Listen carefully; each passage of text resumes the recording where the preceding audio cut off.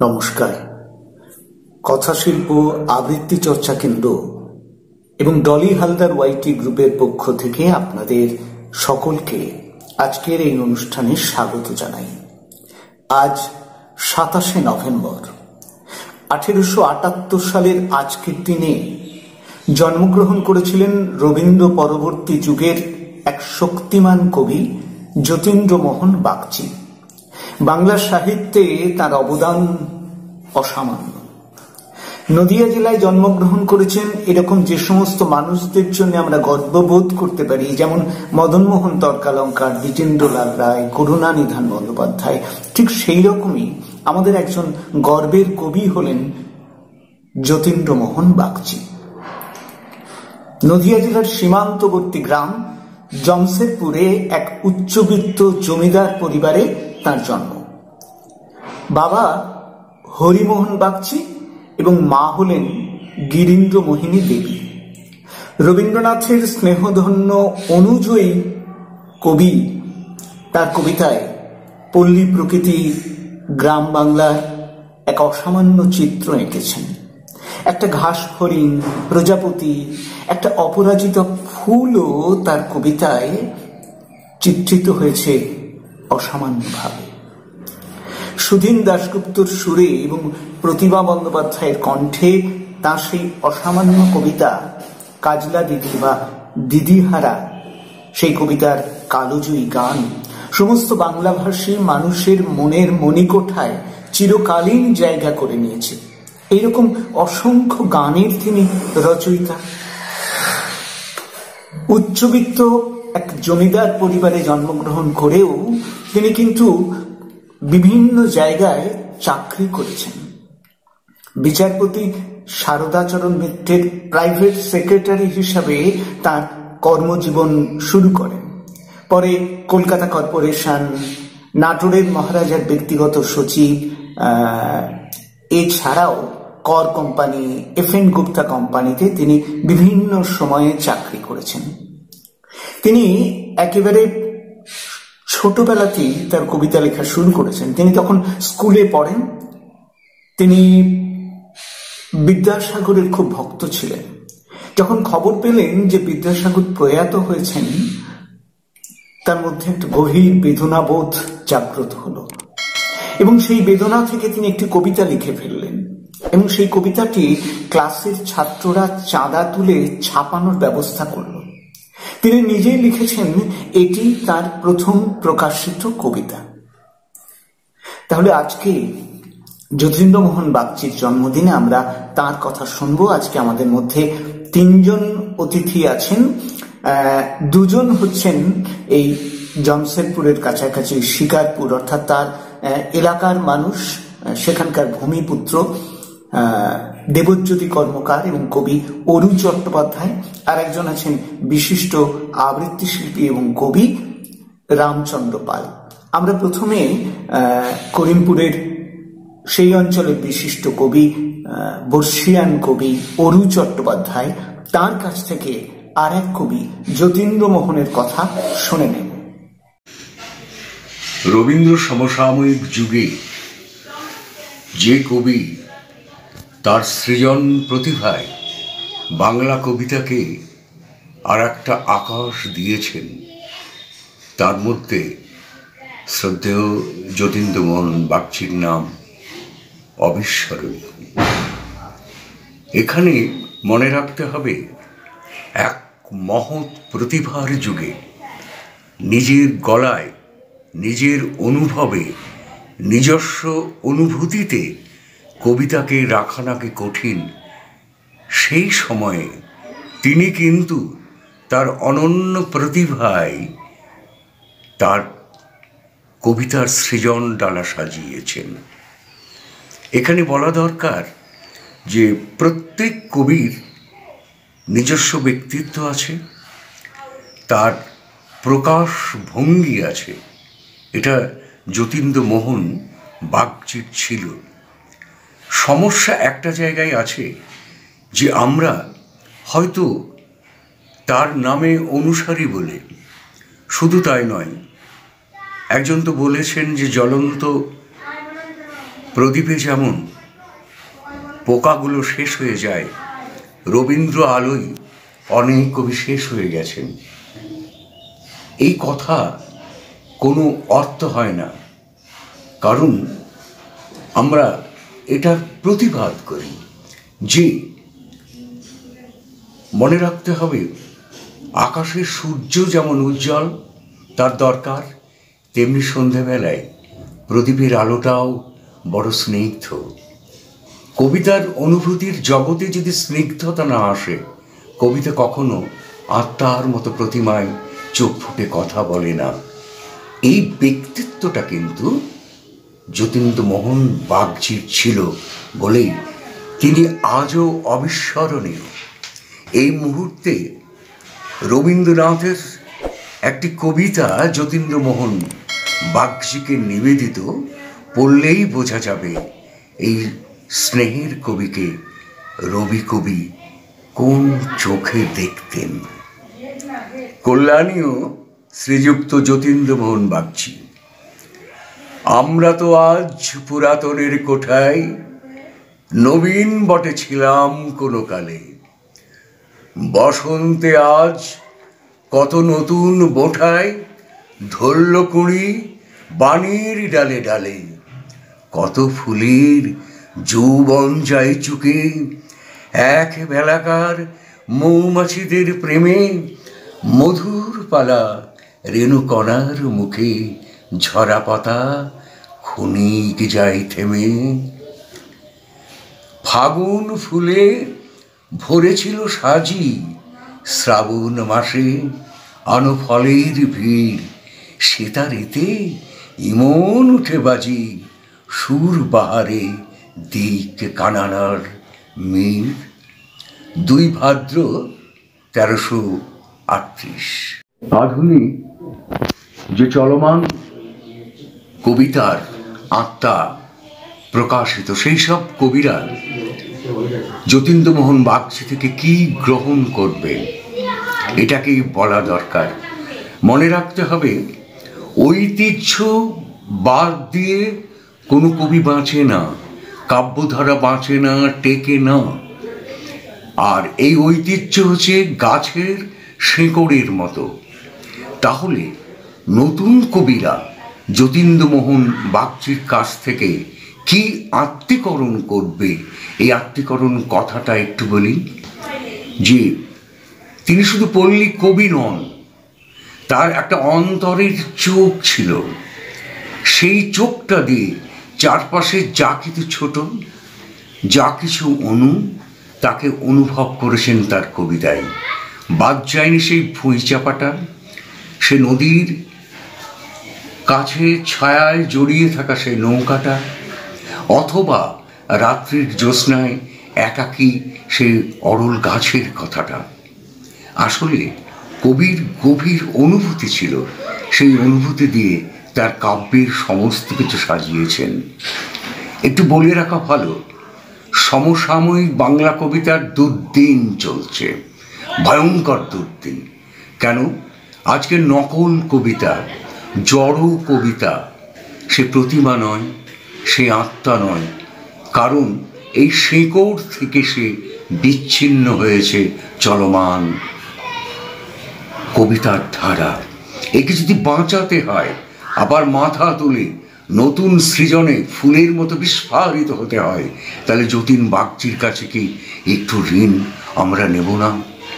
আমি বলবো বাইরের জগৎ সব নয়, যতীন্দ্রমোহন বাগচির মতো সেই অন্তরের জগৎটাকে প্রকাশ করো। সেই অন্তরের জগৎটা হচ্ছে ভালোবাসা। চারপাশের দৃশ্যমান পৃথিবীতে যদি তুমি ভালোবাসতে পারো, তবে তোমার কবিতা বাঁচবে। সেই জন্যে আজকের যুগে যতীন্দ্রমোহন বাগচিকে আহরণ করতে হবে, যেমন মৌমাছি ফুল থেকে মধু আহরণ করে। এটাকে যদি আমরা ভুলে যাই, সত্যি বাংলা কবিতা ভুলে গেছে। সেটাই আবার ফিরে আসতে হবে সেই শেকড়ের কাছে।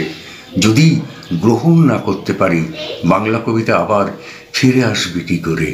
আমি খুব বিখ্যাত যতীন বাবুর একটা কবিতা পড়ে শেষ করব।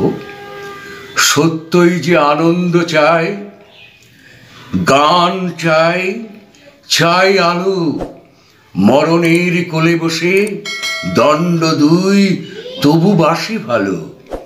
বিরহের চিন্তা চিতা জাগে, তবু হয় অন্ধ অনুরাগে। বক্ষ মাঝে চেপে ধরি প্রাণ ভরে, যারে ভালো লাগে। এই বেহালার তারটা, এই প্রদীপের আলোটা নতুন কবিদের তো গ্রহণ করতেই হবে।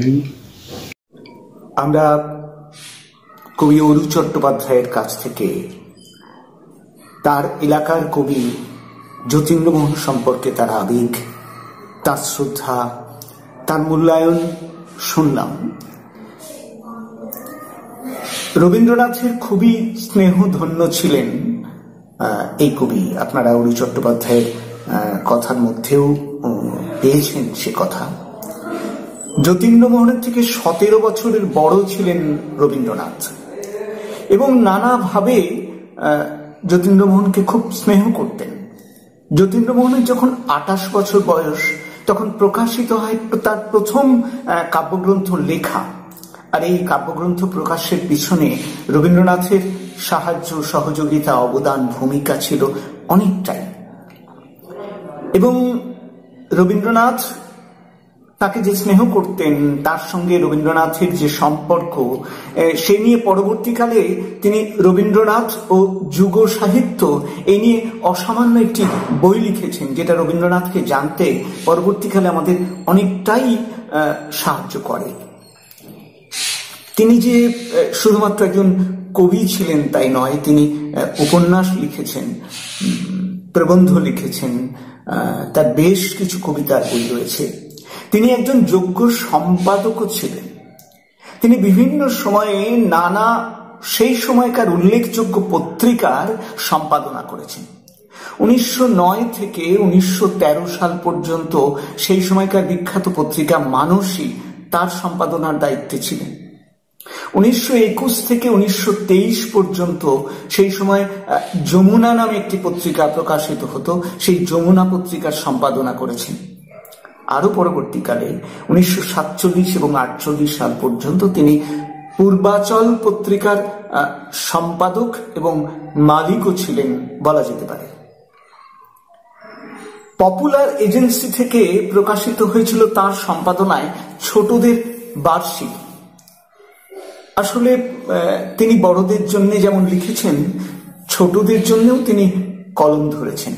তার শিশু পাঠ্য বেশ কিছু বই আছে, কাজলা দিদির মতো কবিতা যেমন আছে, তেমনি ছোটদের মনোজগতেও তাঁর ছিল সবসময় নানা রকমের বিচরণ। ছোটদেরকে নিয়ে তিনি আরো নানান লেখা লিখেছেন। আমরা আজকে তার সম্পর্কে সেই এলাকার, তার এলাকার এই প্রজন্মের আর এক বিশিষ্ট কবি, সম্পাদক, প্রাবন্ধিক এবং আমার খুব প্রিয় মানুষ দেবজ্যোতি কর্মকার, এই সময়ের একজন শক্তিশালী প্রাবন্ধিকও তিনি, কবি তো বটেই। দেবজ্যোতি কর্মকার, তার কাছ থেকে শুনে নেব তাঁর এলাকার কবি, তাঁদের প্রিয় কবি যতীন্দ্রমোহন বাগচির কথা। বলবেন দেবজ্যোতি কর্মকার। নমস্কার, আমি দেবজ্যোতি কর্মকার। কথাশিল্পর এই যে আয়োজন, যতীন্দ্রমোহন বাগচির জন্মদিবস স্মরণ, তার জন্য কথাশিল্পকে ধন্যবাদ জানাই, শুভেচ্ছা জানাই। বিশিষ্ট আবৃত্তিকার প্রীতম ভট্টাচার্য আমাকে এখানে বলবার জন্য আমন্ত্রণ জানিয়েছেন, তাকে কৃতজ্ঞতা জানাই। আজ কবি যতীন্দ্রমোহন বাগচির জন্মদিন, 143তম জন্মদিবস। সমস্ত জায়গায় পালন করা হচ্ছে তার জন্মদিন। আমাদের কাছে তিনি একটি নক্ষত্রের সমান। আমরা গর্বিত, এমন এক বিশাল মাপের কবি আমাদের বাড়ির কাছে তিনি ছিলেন। আমরা সেখানে জন্মেছি, এই গর্ববোধ আমরা সকলকে বেশ বড়াই করে বলতে পারি। জমশেরপুর সন্নিকটস্থ করিমপুরে আমাদের বাড়ি। এই বাগচি বাড়ি, যেখানে কবি জন্মেছিলেন, যেখানে কবির অসংখ্য স্মৃতি জড়িত আছে, যে জায়গাটা রবীন্দ্রনাথ ঠাকুর, সুনীল গঙ্গোপাধ্যায় সহ অসংখ্য স্বনামধন্য সাহিত্যিকের চরণধুলিতে ধন্য হয়েছে, সেই জায়গাটা আজ অবহেলায় পড়ে আছে। আমরা করিমপুরে যারা সাহিত্য করি, সংস্কৃতি করি, সকলেই জানেন সাহিত্য সংস্কৃতির মানচিত্রে করিমপুর একটি অন্যতম নাম। আমরা সেই নামের প্রতি সুবিচার করে রাখবার জন্য আমরা যারা বয়সে নবীন তারা সম্মিলিতভাবে চেষ্টা করেছি যে করিমপুরে যাতে কবি যতীন্দ্রমোহন বাগচির একটি মূর্তি, আবক্ষ মূর্তি স্থাপন করা যায়। বড় আনন্দের বিষয়, এবছর সেই মূর্তি এখানে বসেছে এবং তার এবছরের জন্মদিনে প্রথমবারই সেই মূর্তিতে আমরা করিমপুর থেকে প্রকাশিত দর্পণ মুখের খোঁজে সাহিত্য পত্রিকার উদ্যোগে সেখানে আমরা তাকে জন্মদিনে শ্রদ্ধা নিবেদন করব। অনেকে উপস্থিত হবেন। পাশাপাশি আমরা গত বছর থেকে শুরু করেছি তার নামে একটি স্মৃতি পুরস্কার, কবি যতীন্দ্রমোহন বাগচি স্মৃতি পুরস্কার। একটু আগেই যিনি বললেন কবি অরু চট্টোপাধ্যায়, গত বছর তিনি প্রথম সেই সম্মান পেয়েছেন। এবছর কবি মোনালিসা চট্টোপাধ্যায় সেই সম্মান পাচ্ছেন। তিনি আসবেন আমাদের অনুষ্ঠানে, তিনি পুরস্কার গ্রহণ করবেন। আমরা প্রতি বছর একজন সাহিত্যিককে তার কাব্যগ্রন্থের জন্য তাকে কবি যতীন্দ্রমোহন বাগচি স্মৃতি পুরস্কার সম্মাননা প্রদান করব।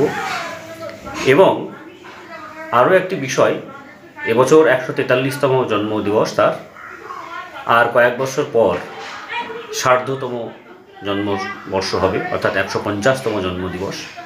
সেই অনুষ্ঠানটিকে আমরা বেশ বড় আকারের, বড় পরিসরে করার জন্য এখন থেকে উদ্যোগ গ্রহণ করেছি। তার মধ্যে একটু ছোট্ট করে বলি, আমরা পার্শ্ববর্তী স্কুল করিমপুর জগন্নাথ হাই স্কুলে এবছর কবির একটি ছবি বাঁধিয়ে দিয়েছি। এরকম করে এবছর থেকে শুরু করেছি প্রতিটা স্কুলেই, প্রায় পার্শ্ববর্তী যে অঞ্চলের স্কুলগুলো আছে সব স্কুলে আমরা একটি করে ছবি দেব, যাতে স্কুল থেকে কবি যতীন্দ্রমোহন বাগচিকে চেনার শুরুটা হয়। এত বড় মাপের একজন কবি আমাদের এখানে আছেন, অথচ একদম নতুন প্রজন্মের ছাত্রছাত্রীরা তারা জানতে পারছেন না। সেই জানানোটা ব্যবস্থা আমরা করছি, যাতে প্রতিটা স্কুলের কাছে আমরা আবেদন রাখছি প্রতিটা স্কুল থেকে যাতে 27শে নভেম্বর জন্মদিনটা পালন করা হয়, যাতে 150তম জন্মদিবসে একটি বিশাল সমাবেশ আমরা ঘটাতে পারি। তার উদ্যোগ আমরা এখন থেকে শুরু করেছি এবং আমরা স্থানীয় প্রশাসনের কাছে আবেদন জানাচ্ছি যে যাতে করিমপুরে যে একটি অডিটোরিয়াম হওয়ার কথা আছে শুনেছি, সেটি যাতে কবি যতীন্দ্রমোহন বাগচির নামে নামাঙ্কিত হয় এবং যাতে আগামী দিনে তার একটি সংগ্রহশালা করা হয়। বহু পর্যটক অনেকেই আসতে চান করিমপুরে এবং জমশেদপুরে তার বাড়ি দেখতে চান, কিন্তু আমরা সংগ্রহশালা দেখার না থাকার জন্য বেশ লজ্জায় পড়ে যাই। আমরা সেই আবেদনটি রাখতে চাই যাতে এখানে একটি সংগ্রহশালা করা হয়, কবির অসংখ্য স্মৃতি বিজড়িত যে জিনিসপত্র এখানে আছে সেগুলো রেখে আমরা যাতে আগামী 7 বছর পর তার 150তম জন্মদিবসটি সাড়ম্বরে পালন করতে পারি। তার জন্য আপনাদের সকলকে আমরা বিনম্র আহ্বান জানাই। ধন্যবাদ। দেবজ্যোতি আমার অনুজ প্রতিম এবং তার কাজের সত্যিই আমি খুব ভক্ত। দেবজ্যোতিকে ধন্যবাদ যে আজকে আমাদের সঙ্গে থাকার জন্যে। দেবজ্যোতির প্রতি আমার ব্যক্তিগত কৃতজ্ঞতা আরও এই কারণে যে আগামী প্রজন্মের কাছে যতীন্দ্রমোহনকে পৌঁছে দেওয়ার জন্যে তাদের যে উদ্যোগ, আর ঠিক 6 বছর পরে 150 বছরে পা দেবেন, ওটা তার 143তম জন্মদিন। সেই 150 বছরের জন্মদিনকে কেন্দ্র করে এখন থেকে তাদের মধ্যে যে প্রস্তুতি, যে ভাবনা, সত্যি সত্যি তো ওই স্কুল পাঠ্য 1-2টি কবিতা ছাড়া যতীন্দ্রমোহনকে আমরা কজন চিনি, সত্যি সত্যি জানি না। তাহলে স্কুলে স্কুলে আগামী প্রজন্মের ছাত্রছাত্রীদের কাছে যতীন্দ্রমোহনকে চিনিয়ে দেওয়ার জন্যে আমাদের জেলার একজন প্রখ্যাত কবিকে, অবহেলিত, অজ্ঞাত, বিস্মৃত প্রায় কবিকে আগামী প্রজন্মের কাছে সঞ্চারিত করবার যে প্রচেষ্টা দেবজ্যোতিরা নিয়েছেন, আমি ব্যক্তিগত পক্ষ থেকে তাদের কৃতজ্ঞতা জানাই। এবং এই কাজে যদি কখনো তারা আমাকে শরিক করতে চান, আমি তাদের সঙ্গে সর্বতোভাবে আমার মতো করে সহযোগিতা করবার আশ্বাস দিলাম আজকের এই অনুষ্ঠানের মধ্যে দিয়ে। শুরুতেই বলছিলাম যে তার প্রকাশিত কবিতার বইয়ের সংখ্যা অনেকগুলি, প্রায় 11টির উপরে। রেখা দিয়ে যে তার কাব্যগ্রন্থ প্রকাশের সূচনা হয়েছিল, তারপরে লেখা, প্রথম কাব্যগ্রন্থ হচ্ছে লেখা, তারপরের কাব্যগ্রন্থ হচ্ছে রেখা, অপরাজিতা, বন্ধুর দান, জাগরণী, নিহারিকা, মহাভারতী, কাব্যমালঞ্চ, নাগকেশর, পাঞ্চজন্য। যে উপন্যাসের কথা বলছিলাম, পথের সাথী, তার একটি উপন্যাস। তবে এত কিছুর মধ্যেও যে একটা, যারা এই যতীন্দ্রমোহন বাগচির বাড়িতে গিয়েছেন তারা দেখেছেন কত বড় একটা জমিদার বাড়ি। সেই বাড়ি আজকে প্রায় ধ্বংসস্তূপে পরিণত হতে চলেছে। বাড়ির সর্বত্র গাছপালায় ঢেকে ফেলেছে, অবহেলায়, অযত্নে, ধুলো মলিন। সেই তার যে সুন্দর কারুকাজ, সেগুলো সব ভেঙে পড়ছে, খিলান ভেঙে পড়ছে। তার যে নাট মন্দির, তার গায়ের যে সমস্ত কাজকর্ম, সেগুলো প্রায় নষ্ট হয়ে যাচ্ছে। সেই বিরাট নাট মন্দির, তার পাশে যে আস্তাবল, হাতিশালা, সিংহদুয়ার, নাচমহল, চন্দন দিঘি, পদ্মপুকুর, তার আমবাগান, এগুলো একদিন হয়তো কালের গর্ভে বিলীন হয়ে যাবে।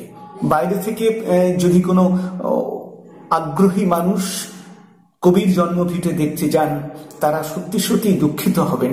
কারণ সেগুলোকে সযত্নে রক্ষিত করবার বা সেগুলোকে অধিগ্রহণ করে একটা হেরিটেজ বিল্ডিং করবার কোনো ব্যবস্থা এখনো পর্যন্ত করা যায়নি। তবে দেবজ্যোতি বলছিলেন, সত্যি সত্যি আমরাও দেখেছি যে তার একটা অন্তত মূর্তি স্থাপন করা গেছে সেখানে, যার মধ্যে দিয়ে তাকে চেনা যাবে। এবং আজকে সকালে একটি অনুষ্ঠানের মধ্যে দিয়ে দেবজ্যোতিরা সেই প্রতিকৃতিতে মাল্যদান করেছেন। এটা অনেক হতাশার মধ্যেও কিছুটা আলো দেখাবে আমাদের মধ্যে উপস্থিত আছে আজকে আমাদের আর এক প্রিয় কবি ও আবৃত্তি শিল্পী রামচন্দ্র পাল। সেই রামচন্দ্র পালের কাছে শুনে নেব যতীন্দ্রমোহন বাগচির একটি দীর্ঘ কবিতা। আর রামচন্দ্র পালের কবিতার মধ্যে দিয়েই আমরা আমাদের আজকের অনুষ্ঠান শেষ করব। নমস্কার। কবিতার নাম দুর্যোধন, কবি যতীন্দ্রমোহন বাগচি। কুরুক্ষেত্র যুদ্ধে উরুভঙ্গের পর দুর্যোধন যখন দৈপায়ন হ্রদে আত্মগোপন করে আছে, সেই সময়ে তার মনের কথা, মনের অবস্থা, তার আক্ষেপের কথা, অনুশোচনার কথা কবিতায় কবি বর্ণনা করেছেন। কবিতাটির একটি নির্বাচিত অংশ আপনাদের শোনাচ্ছি। কবিতার নাম দুর্যোধন। দূর দিগন্তে সন্ধ্যা সায়রে কালোই মিলিছে রক্তরেখা, নিচে নির্জন প্রান্তর পরে কারো মূর্তি লুটিছে একা। কে আমি জানো না, ভুলিনি সে নাম, রাজা আমি, রাজা দুর্যোধন। কুরুক্ষেত্র শেষ হলো নাকি, কোথা আমি, এ কি দৈপায়ন? মহিষী, মহিষী, রানী ভানুমতি, কোথা গেলে সতী দুঃসময়? রথ মোর রথ, সারথি, সারথি, কই কোথা গেল রক্ষী জয়? ওহু বড় ব্যথা, দারুণ যাতনা, রাজবৈদ্যেরে কে আনে ডাকি। রাজার বীর্য, বীরের ধৈর্য, সেও আজি হার মানিবে নাকি? তবু তবু আমি করি না শঙ্কা, একাকী জুঝিব নির্বিকার। অধর্ম রণে পরাজয়, তবু করিব সবলে অস্বীকার। হায় রে ভাগ্য, তাও যে পারি না। ভগ্ন এউরু ধুলায় লুটে, আশ্রয় হারা বীর্য আমার হাহাকারে শুধু কাঁদিয়া উঠে। বৃকোদর, তুই পাণ্ডব গ্লানি, পাণ্ডুর গালে লেপিলি কালি। চোরের মতন দহিলি ধর্মে, আপনার হাতে আগুন জ্বালি। ক্ষত্র বংশে অক্ষত্রিয়, বায়ুপুত্রেরই প্রমাণ ঠিক। কলঙ্কি ওই পাণ্ডব নাম, ধিক ধিক তোর শতেক ধিক। বিশ্বে কি কারো চক্ষু ছিল না? হায় রে, বিশ্বে কেই বা আছে? ভীষ্ম, দ্রোণ, কর্ণ বিগত, কে লবে শাস্তি কাহার কাছে? সবই সেই শঠ কৃষ্ণের কাজ, ক্রূর চক্রীর কুমন্ত্রণা। ধর্মরাজ্য, ধর্মরাজ্য, মুখে যার বাণী বিড়ম্বনা। কৃষ্ণার সাথে দুষ্টের দল, সখা বলি যার দাস্য করে। যদুবংশের সেই কলঙ্ক, চালায় তাদেরই হাস্য ভরে। কোথা বলরাম উদার বীর্য, শুভ্রোজ্জ্বল রৈব ত্বক। কুলোপাংশুল এই তার ভ্রাতা, পক্ষপাতীয় প্রবঞ্চক। ওহু সেই ব্যথা, আবার আবার কেউ কাছে এসো হে সঞ্জয়। দুর্জয় তব দুর্যোধনের, হ্যারো এই দশা বিপর্যয়। কুরুকুল সে কি নির্মূল তবে? কুরুক্ষেত্র ধ্বংস নাকি? বলো না মন্ত্রী, নির্বাক কেন? বুঝিবার আরো আছে কি বাকি? ভাবিতেছ মনে, দুর্যোধনেরে শুনাবে না সেই অশুভ কথা? হায়, তা তো এই মৃত্যুর কূলে আছে তার কোনো সার্থকতা? আজ মনে পড়ে রাজসভাগৃহে কৃষ্ণার সেই যুক্ত পানি। এদিনের কথা সেদিন বুঝিলে কহি তারে সেই তিক্ত বাণী। রাজবংশের সম্ভ্রম চাহি, তবু কোনো তাপ নাহি মনে। দুর্যোধনের মর্যাদা বোধ কে না জানে তার শত্রুজনে? ধর্ম তাহার, কর্ম তাহার, রাজেন্দ্র যোগ্য সবই। মানি পেত মান, গুণী আহ্বান, অর্থে ফিরিত অর্থ লোভী।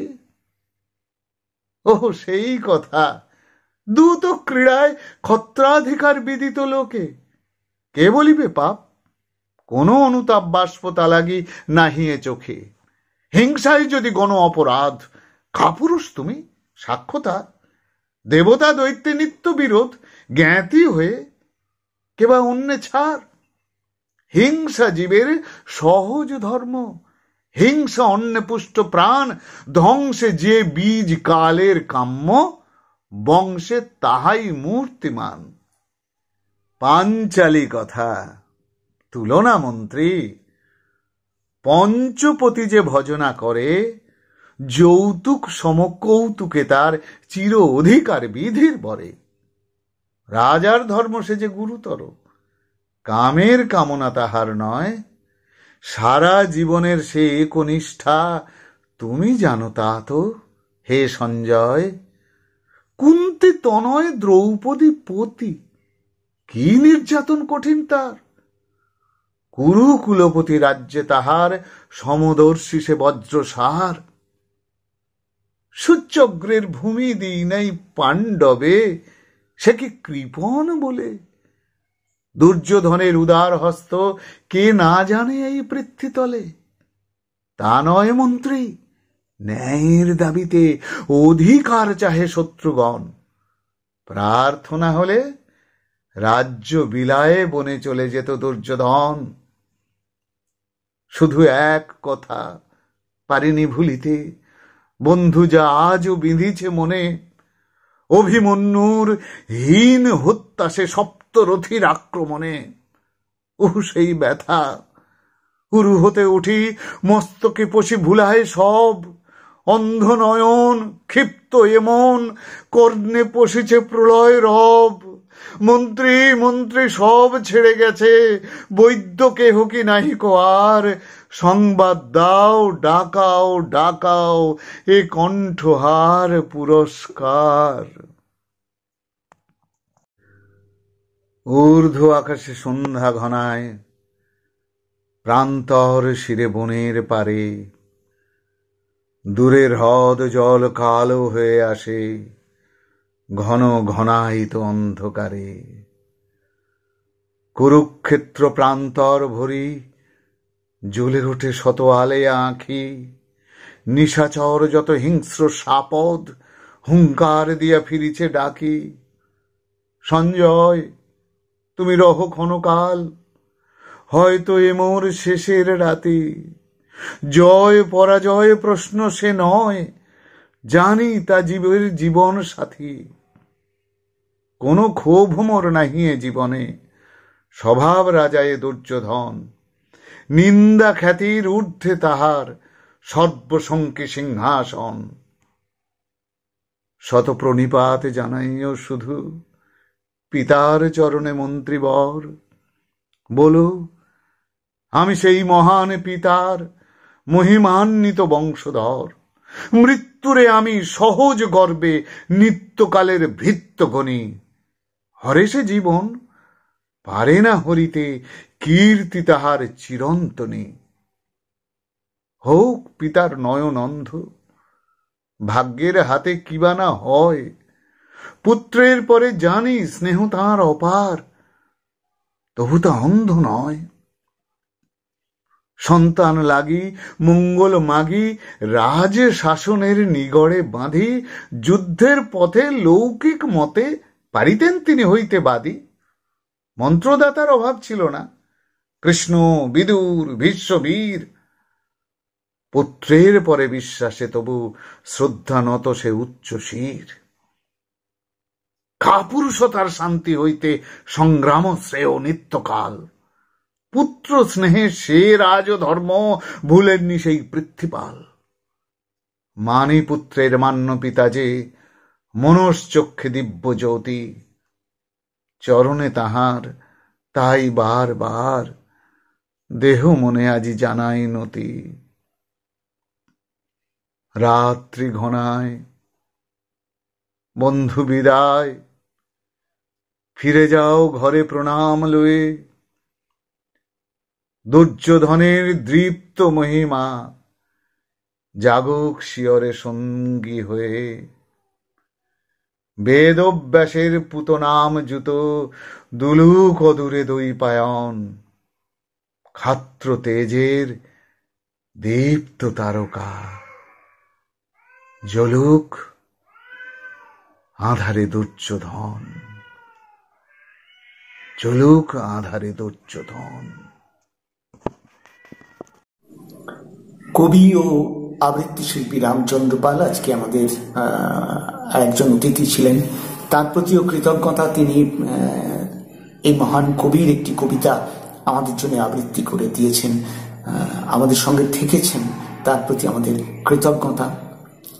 আর এতক্ষণ যারা আমাদের এই অনুষ্ঠানটি শুনলেন, সেই দর্শক শ্রোতা, তাদের প্রতিও আমাদের কৃতজ্ঞতা। কথাশিল্প এইভাবেই আমাদের শিকড়কে খুঁজে পেতে চায়।